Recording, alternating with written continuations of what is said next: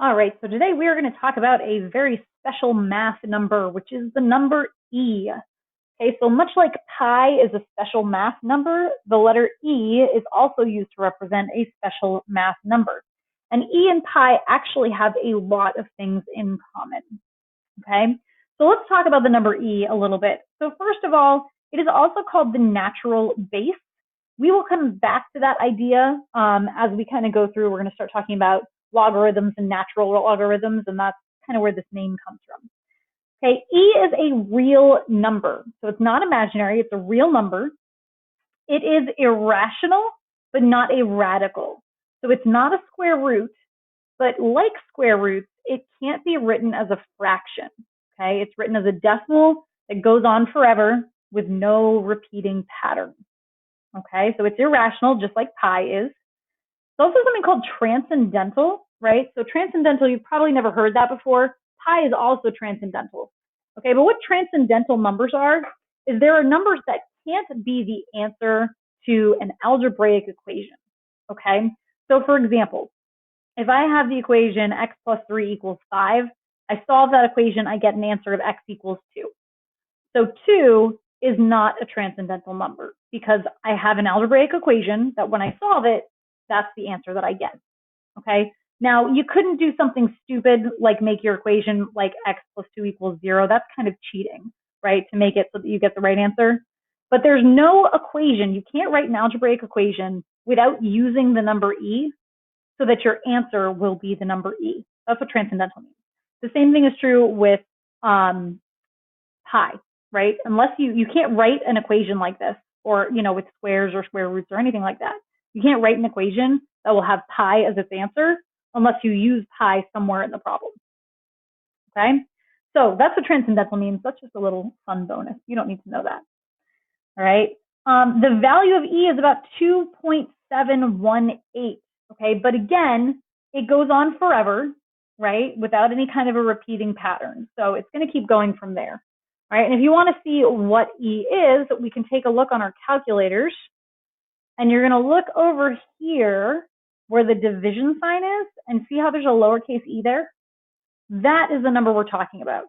So it's in blue, so I'm going to use my second button because that's the color code, right? And it's about 2.718281828, right? And I know that it kind of looks like you're like, oh, look, 281, Yeah, no, it doesn't repeat. It just happens to a little bit at the beginning. Okay, so that is what e is. Okay, but for our purposes, it's about 2.718. All right, e was first discovered by a man named Jacob Bernoulli, around the year 1680. So it's really not that old of a thing. When he was experimenting with continuously compounding interest. Okay, well, let's talk about that really quick. So continuously compounding interest. Remember we talked about compound interest, right? Simple interest versus compound interest, where you're reevaluating the interest multiple times over the course of a year. Well, what continuously compounding interest is it says, well, if I do it annually, that's going to be more money than simply. And if I do it semi-annually, so every half year, then I'm going to get more money if I did it annually.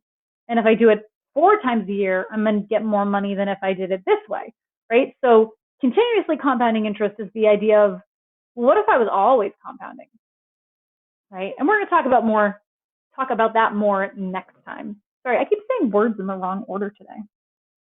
Okay. Jacob Bernoulli, he did a lot with probability. He's a really famous mathematician, just as a side note. Okay, so we'll talk more about this compounding interest thing later. Okay, Leonard Euler. I know it looks like it says Euler, but you pronounce that Euler. He did the most significant work with this number around 1750. So Bernoulli found it about 1680, but it wasn't really until 70 years later that somebody really picked it up. Euler is called the Prince of Mathematics. He is like one of the big shots. He's like, if you made a list of the most influential and best mathematicians of all time, he would be right up there at the top. Okay, so he did a lot of work with it. You notice that his last name starts with an E, and this number is called E. That's not a coincidence. Okay. Okay, and then this last thing. So this is just kind of cool. Again, you don't need to know this. It's just cool. All right. So cool things about E. So as x approaches infinity, this number And you're like, the heck are you talking about, Miss King, right? So what we're saying is if I make like a table, 1, 2, 3, 4, 5, right? And I plug these numbers into this expression. So 1 plus 1 over 1 raised to the first power. Well, that's 2, right? So that would be 2, right? And then I do 1 plus 1 over 2 raised to the second power. 1 plus 1 over 3 raised to the third power. 1 plus 1 over 4 raised to the fourth power. 1 plus 1 over 5 raised to the fifth power, right? So that's what we're kind of doing here. Okay, so if you follow those numbers, so here's my handy dandy calculator. So 1 plus 1 over 2 raised to the second power, that is 2.25. For the second entry feature is really handy because I don't have to retype the whole thing. If I do 3, that works out to 2.3703, blah, blah, blah. If I do that with 4, then I'm going to get 2.4414, blah, blah, blah. If I do this with 5, right, I'm going to get 2.48.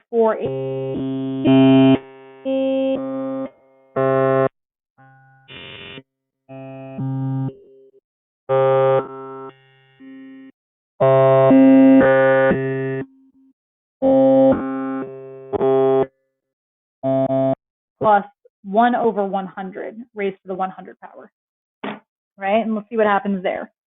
So 1 over 100 raised to the 100 power, 2.704, right? Which is closer to this 2.718, right? So what kind of happens is that the bigger that you get in this table, the closer and closer you're going to get to this number, okay? Gee, what is that? Closer and closer. So like, it's like a number or a line that the graph is always approaching, but never going to, like an asymptote. Yeah, so this graph of this equation has an asymptote at E, which is just a fun little interesting fact. All right, one more cool, interesting fact about E. This will kind of blow your mind a little bit, I hope, right? There's a very famous math equation that says that if you take the number E and you raise it to an exponent, and the exponent is pi times I, that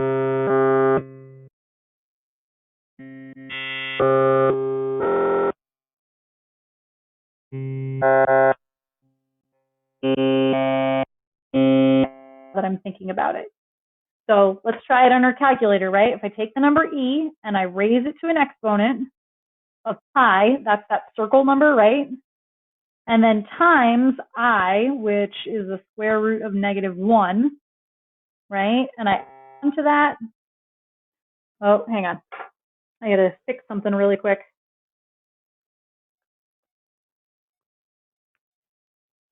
There we go. It's 0, right? So if I enter that, it's 0. So that is just it's crazy, right? It's like a really crazy thing to think about.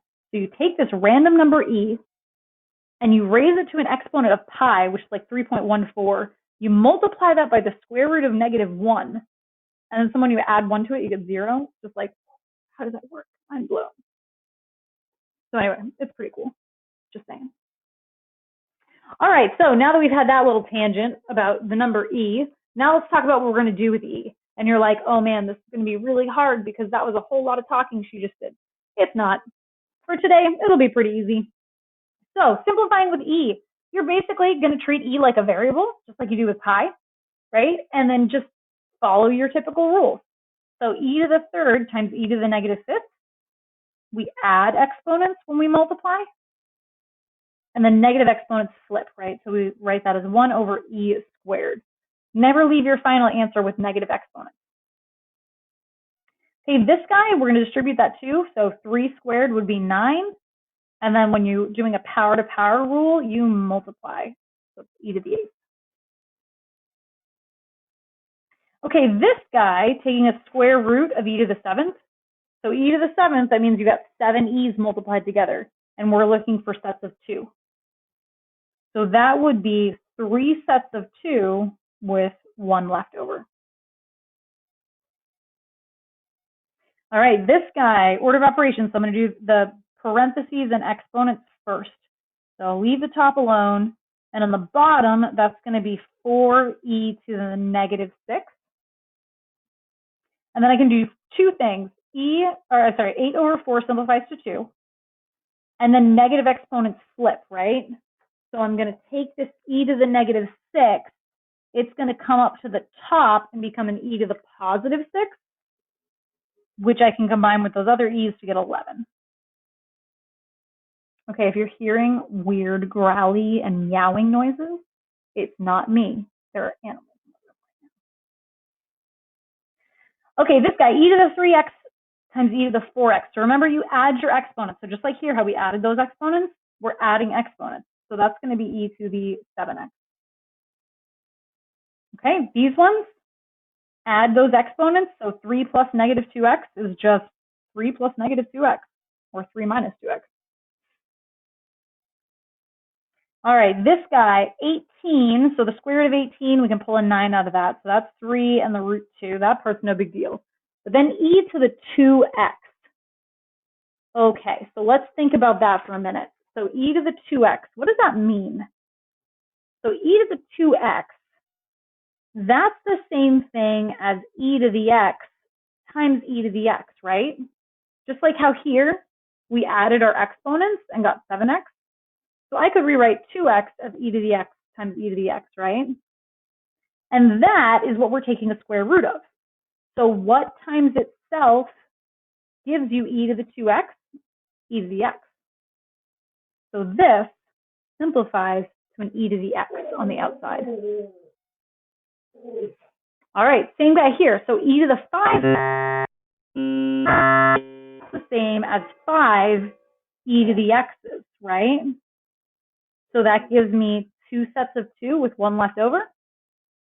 And we just established, right? So this would be 2 sets of those. So e to the 2x on the outside, right? And then an e to the x left over on the inside. All right. And then this last guy, we're going to subtract our exponents. So that'll be e to the 5x minus 3. Lovely. Okay, so that's not too bad. Next section is just putting these in your calculator. So this is just practicing pushing the right buttons on your calculator. So evaluate using the E key on your calculator to the nearest thousandth. So again, your E button is above the division sign. Typically, that's what I use. So I would typically use that and then just say square that. Okay, and round it to the nearest thousandth, right? Tens, hundredths, thousandths. So that would be 7.389. Okay. The next one, 3 times e to the 1.2.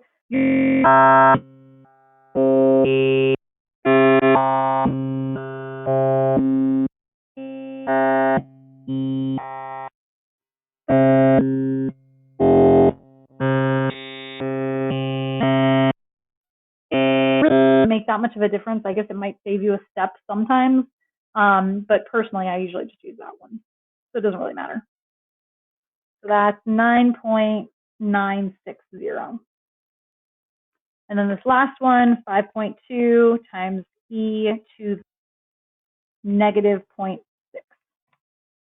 So 2.54. 2.854, excuse me. I missed the number.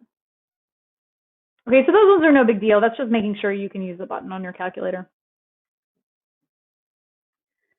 Okay, and then these last ones. So graphing e to the x functions. Okay, so let's take a look at this. So we're going to kind of cheat a little bit here. Okay, so bear with me. Starting in the middle, anything to the 0 power is 1. We got that part. Okay, then when x is 1, e to the first power, well, we said up here e is about 2.718. About 2.718. Okay, think about it though. When I go to graph that point, does it matter that it's 0.718? No, right? It's going to be a little dot between 2 and 3, a little bit closer to 3, right? Okay, when I square e, right? Well, we did that up here, right? So e squared is about 7.389. But again, when I go to graph that, you're not going to be able to graph 0.389, right? You're going to go somewhere between 7 and 8, a little bit closer to 7, right? And if I do e to the third power, right? So e to the third, that's 20. That's too big. I'm not going to be able to fit that. Okay, so we got that. So then when we start talking about our negative exponents, so e to the negative 1, right? E to the negative 1 is some decimal less than 1. So it's like 0.368, right? And then e to the negative 2 is going to be some even smaller decimal, right? We've reached our asymptote. So when you go to graph these, I don't expect you to know these numbers. I'm going to expect you to be able to graph this without a calculator, but here's how you're going to do it, right? You know 0, 1. That's easy. You know that e to the first power is going to be somewhere between 2 and 3, a little bit closer to 3. And then 2 to the second power, just remember that that's somewhere between 7 and 8, a little bit closer to 7. Okay, and then on this side, it really doesn't matter. That's your asymptote, right? Here's my asymptote. All that I have to know is that these dots are going to keep getting closer to here, right? It doesn't really matter. You don't have to be super precise. We're putting dots on a coordinate plane, right? So there's my graph. So don't memorize this table. You don't need to know this table. You need to know about what e is, and you need to have a general idea of what two numbers e squared is between. Okay, and that's it. That's all I'm looking for. Okay, so when we look at this guy over here, this is the same thing but with transformations. So this is going to shift us down 4, just like normal. And this guy is a horizontal flip.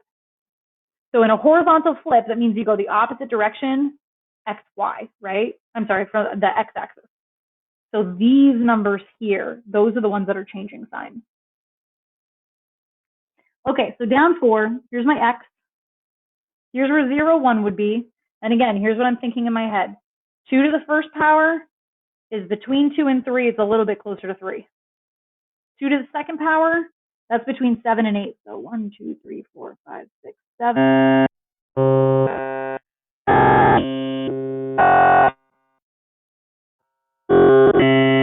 80 would be down here. And even then, 20 wouldn't fit. It's only 16 tall. Okay, so you don't really need to know anything else from that.